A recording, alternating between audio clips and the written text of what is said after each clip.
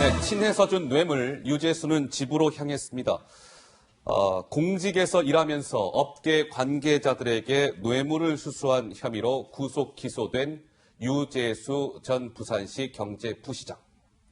그에 대한 오늘 1심 선고가 내려졌습니다. 김 기자, 어떤 결과가 나왔습니까? 일단 구속 상태에서 재판을 받던 유재수 부시장이었는데요. 오늘 1심 선고로 석방이 됐습니다. 집행유예를 선고받았기 때문인데요.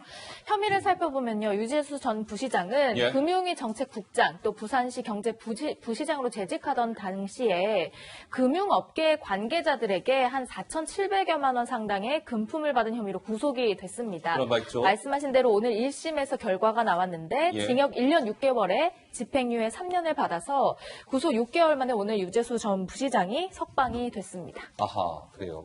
구속 상태에서 이제 재판을 받았는데 오늘 1심에서 집행유예가 나오면서 유재수 전 부시장은 풀려났습니다. 이제 불구속 상태에서 재판을 받게 된 것이죠.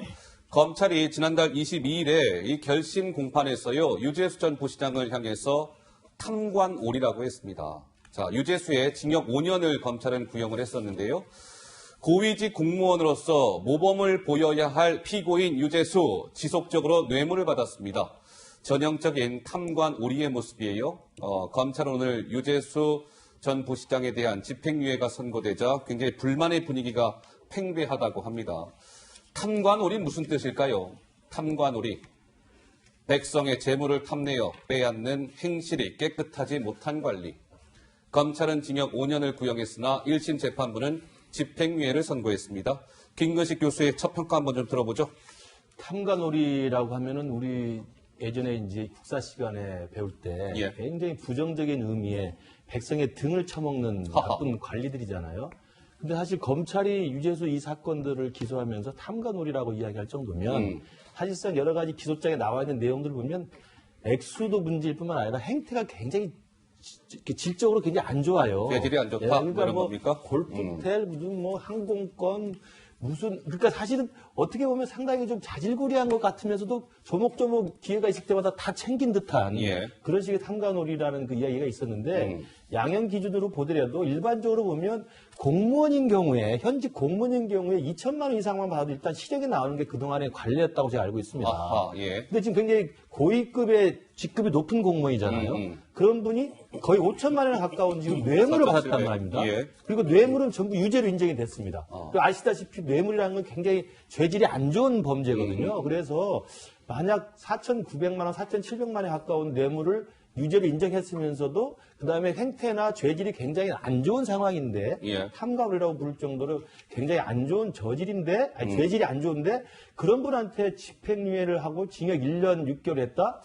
저는 이 부분은 조금 납득하기는 어려워 보입니다. 제 경우를 하나 들면 오래전 이야기입니다. 김 교수 사례요? 학교 다닐 때 학생운동 때 제가 징역 3년에 집행유예 5년을 받았어요. 어이구요? 그때 근데 검찰 구형이 징역 5년이었습니다. 그러니까 검찰이 구형을 했을 때 그 법원에서 재판장이 좀 양형을 참작해서 정상을 참작해서 좀 봐주려고 하면 집행유예 줄 수는 있습니다.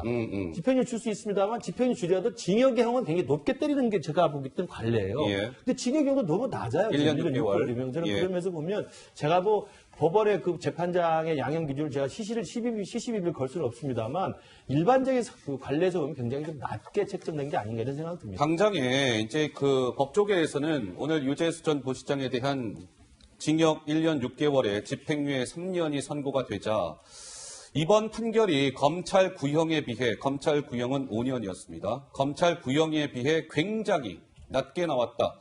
검사들이 아마도 이 양형 부당으로 항소할 것 같다라는 분위기가 나오는데요. 우리 하종대 팀장은 먼저 오늘 유재수 전 부시장에 대한 이 집행유예 선고에 대한 총평을 좀 듣고요. 하나하나 좀 뜯어서 오늘 저희가 살펴보도록 하겠습니다. 한 말씀 듣고 가죠. 예, 지금 이제 징역 1년 6월에 집행유예 3년인데요. 법원에서 오늘 보도자료에서 왜 집행유예를 했는가를 세 가지를 이유를 설명을 했습니다. 첫 번째가 이제 개별 뇌물 액수가 크지 않고 두 번째는 사적인 친분에서 선의로 제공할 하고 볼 여지도 있다. 그런 얘기를 했고 세 번째는 형사처벌을 받은 전력에 대해 세 가지를 얘기했는데 제가 하나하나 과거 이제 일반적으로 법원에서 선고하는 형량하고 한번 비교해서 보면요. 먼저 이제 개별 뇌물 액수가 크지 않다라고 얘기했는데 대법원의 지금 현재 형량 기준은 뇌물수수가 3천만 원 이상 5천만 원 미만은 징역 3년에서 5년을 부형하도록 되어 있습니다. 잠깐만요. 근데 지금 유재수 전 부시장은 검찰의 판단은 4,700여만 원의 뇌물을 받았다. 이렇게 판단하고 있는 그 것이죠? 중에서 오늘 법원에서 뇌물로 인정된 금액은 4,221만 원입니다. 4,200여만 원? 전체 기소액 중에 한 80% 좀 넘는 금액인데요. 그렇다면 3천에서 5천만 원이면 적정이 3년에서 5년이다. 근데 지금 선고는 1년 1년 6개월. 6개월이죠. 예. 그리고 또 하나는 사적인 친분에서 선의로 제공했다고 볼 여지도 있다라고 했는데 사실 이거는 오늘 법원에서 보도자료 낸 거하고 자체적으로도 사실은 선고 요지하고도 좀 맞지 않는데 선고 요지에는 어떻게 되어 있냐면요. 앞에는 이게 뇌물을 먼저 유재수 국장이 먼저 요구했다. 유재수 전 부시장이 뇌물을 먼저 요구했다? 예. 그리고 이 돈을 제공한 사람들은 그냥 전혀 관련 없는 사람이 아니고 업무하고 연관된 사람들이다. 이해관계? 예. 예. 그래서 뇌물로 판정을 했다고 하는 얘기가 나와요. 그러니까 그 말하고도 서로 맞지 않는데 이거를 집행유예를 하기 위해서 사적인 친분에서도 선의로 줄 수 있는 여지가 있다? 예. 이건 저는 이해가 가지 않고요. 예. 그다음에 형사처벌 받은 전력이 없다. 이 뇌물죄가 만약에 절도죄라고 하면은 형사처벌 뭐 그런 게 받은 전력이 없다 이런 얘기를 할 수도 있는데 뇌물죄에서는 처음에 걸리더라도 바로 실형 나갑니다. 원스트라이크 아웃입니까? 예. 아하. 이거를 가지고 이렇게 한다고 하는 건 저는 좀 이해가 가지 않는 대목이고요. 예. 특히 제가 얘기해 대법원에서 뇌물죄를 받았을 때 가중 요소가 있습니다.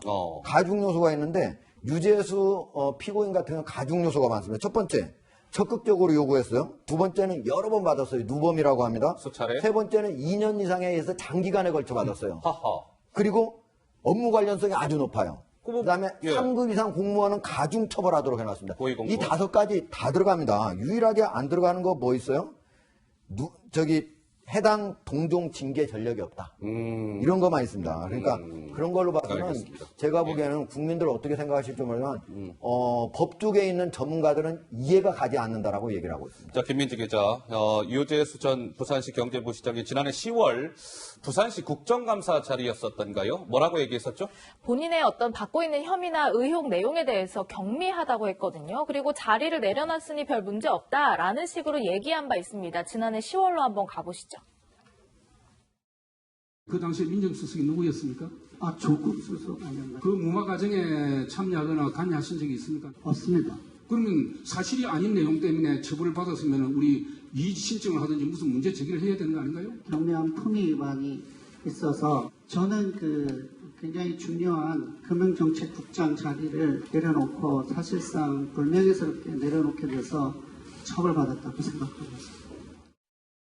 유재수 전 국장은요, 금품이 오간 것을 지인들과 정을 주고 받은 것이다 이렇게 표현을 했거든요. 뭐 가족 같은 사람들로 친한 지인들과 정을 주고받았던 게 이렇게 커질 줄 몰랐다 이런 입장을 내놔서 당시에도 조금 논란이 됐었는데 재판부가 이를 어느 정도 받아들인 것 아니냐 이런 인정한 얘기가 것이다. 나오는 겁니다. 예. 피고인과 공여자들 사이의 사적인 친분 관계도 이 이익 등의 수수에 큰 이유가 되었던 것으로 보인다라는 게 1심 재판부의 판단입니다. 그러니까 유재수 전 부시장이 주장했던 내가 무슨 뇌물을 받긴 무슨 뇌물을 받아요. 저 친한 사람들과 그냥 정을 주고받았는데 그걸 어떻게 뇌물로 판단하십니까? 이게 유재수 전 부시장의 주장이었고 재판부도 일정 부분 유재수 부시장의 주장을 받아들인 셈이죠. 피고인과 공여자들 사이에 사적인 친분 관계도 이익 등 수수에 큰 이유가 되었던 것으로 보인다. 우리 김상희 평론가는 이 재판부의 판단 어떻게 보시는지요? 글쎄요, 좀 많이 아쉬운데요. 예. 저는 유재수 국장하고 개인적인 친분도 있어요. 근데 이제 방송이니까 그런 걸 떠나서 이야기를 해야죠. 예, 그러셔야죠. 근데 이제 국민들 입장에서 보면 이게 뇌물죄의 유재수 이전과 이후가 있는 거 아니냐 이렇게 볼 것 같아요. 아이쿠야. 예, 그 정도로 좀 약간 이례적인 것 같은 느낌이 들고요. 예. 직위가 신분이 공무원이잖아요, 공무원. 고위 공무원이죠. 공무원은 그것도. 국민 모두에게 불특정 다수에게 영향을 미치는 자리예요. 그래서 이게 특혜성이 있었다라는 부분이 있으면 그거는 엄벌을 해야지만 다른 사람들이 자기 검열, 그러니까 자기를 경각심을 느끼죠. 예, 경각심을 느끼게 하는 그런 요소가 되는 건데 이거는 특히나 아까 우리 하 국장님 말씀 주셨지만 상습적으로 했고 방식이 좀 악질적이고 그렇잖아요. 예. 그리고 직무 관련성이 무엇보다도 있어요. 근데 그 분야가 어디냐?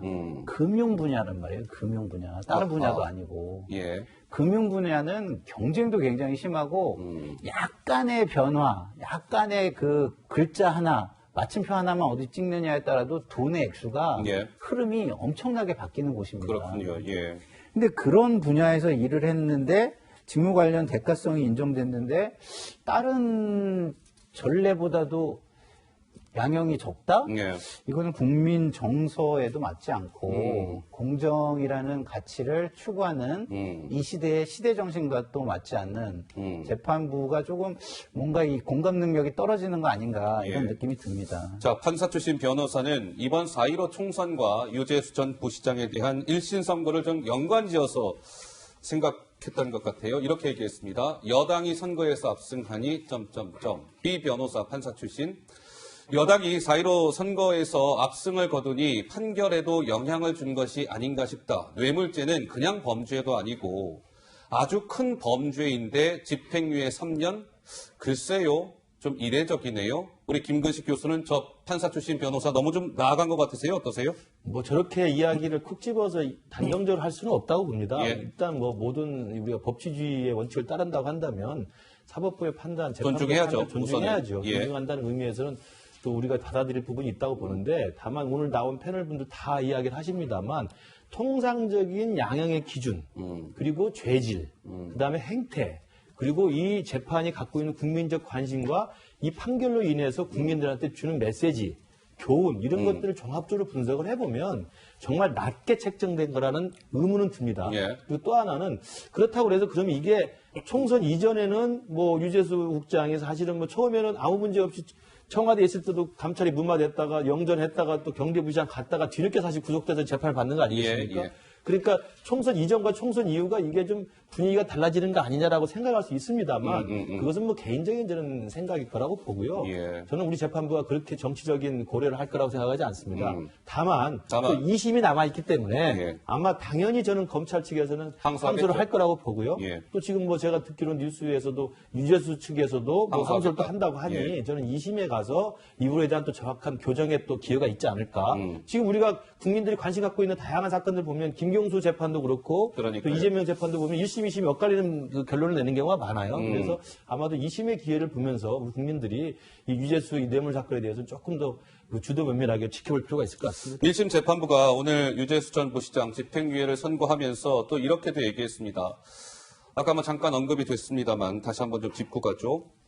사적으로 친해, 그러니까 유재수 전 부시장과 유재수 전 부시장에게 무언가를 준 사람들, 뭐 사적으로 이렇게 서로 친해가지고 주고받았을 수도 있으니까. 근데요, 그걸 비추어 봤을 때 이 뇌물 액수가 크다고 단정하기 어렵다. 검찰의 판단은 유재수 전 부시장이 한 4,700여만 원을 받았다. 이렇게 판단하고 있는데 뇌물 액수 크지 않아요? 피고인이 형사처벌을 받은 전력이 전혀 없는 점 등을 유리한 정상으로 참작했습니다. 하 팀장께서 또 추가적으로 하실 말씀이 있으시다고요?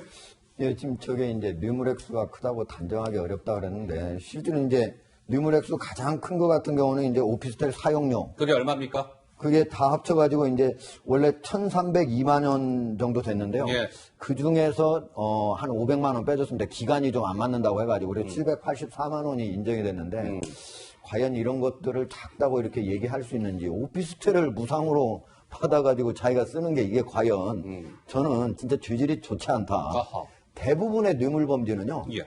뇌물을 제공하는 사람이 그냥 몰래 먼저 줍니다. 그걸 그냥 받는 게 대부분이에요. 근데 여기는 달라고 해서 주는 거잖아요. 심지어 유재수 전 부시장이 먼저 달라고 적극적으로 요청했다. 항공권도 이런 내달라고 말씀이네요. 하고 사달라고 하고 심지어 자기 부하 후배들한테 추석 선물 좀 보내라 해서 보냅니다. 아이쿠야. 예. 근데 이게 여기 오늘 판결문에도 있는데 왜 그걸 하겠습니까? 예. 그걸 왜 하냐면은 금융위원회는 198명뿐이 직원이 안 돼요. 서로 아주 잘 알아요. 그러니까 내가 이걸 담당을 안 하더라도 제가 평소에 누구로부터 선물이라도 한번 받게 해주면 어떻게 됩니까? 내가 부탁 잘 할 수 있지 않습니까?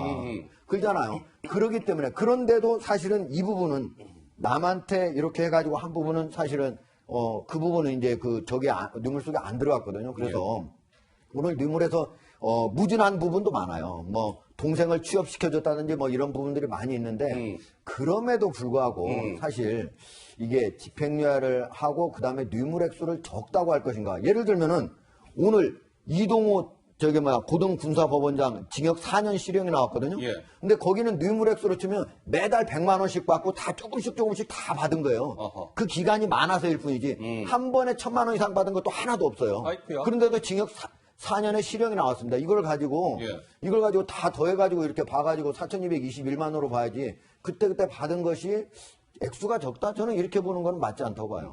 그래서 저는 그래요, 김상희 평론가. 어떤 결론이 나오든 아까 김근식 교수도 말씀을 주셨습니다만 사법부의 판단은 일단은 존중이 되어야 하면 분명합니다.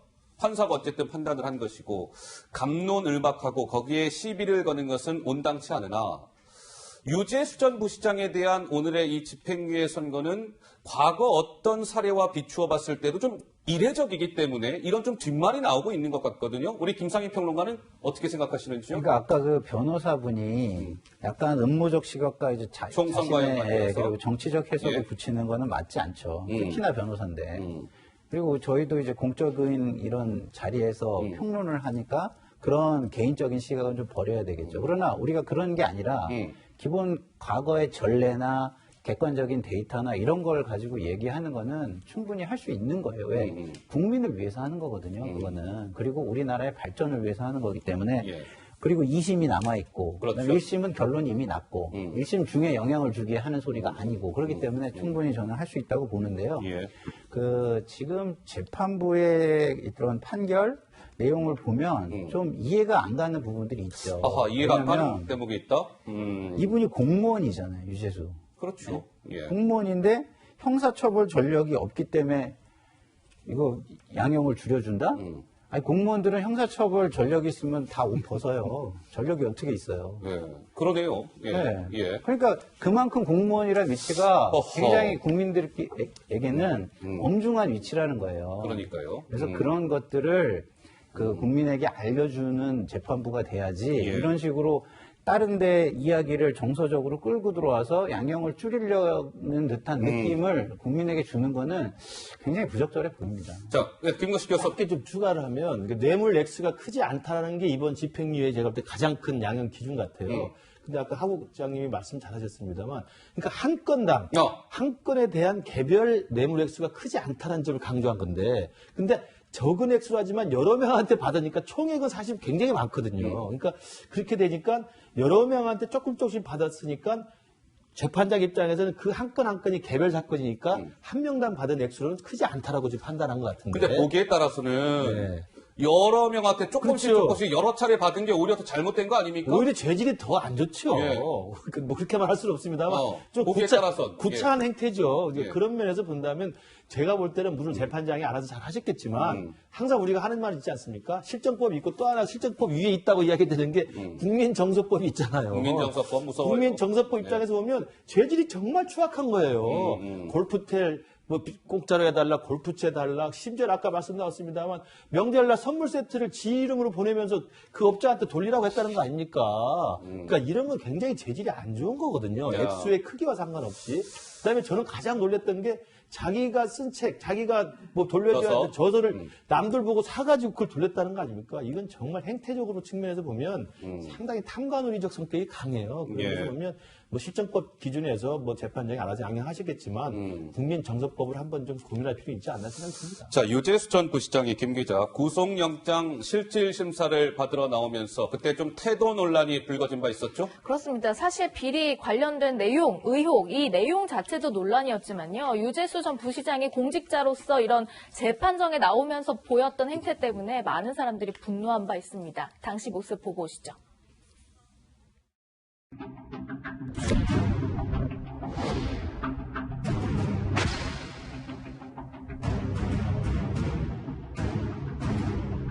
감찰 무마 부탁한 윗선 누굽니까? 조국전 장관보다 윗선 있었습니까? 금품 대가성 없었다는 입장 그대로 유지하고 계신 겁니까?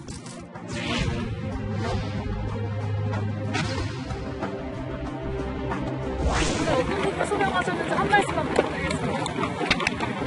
지금까지 지금 그렇게 인정하시는 주장인지 모종점이 인정 안 하시는 거예요?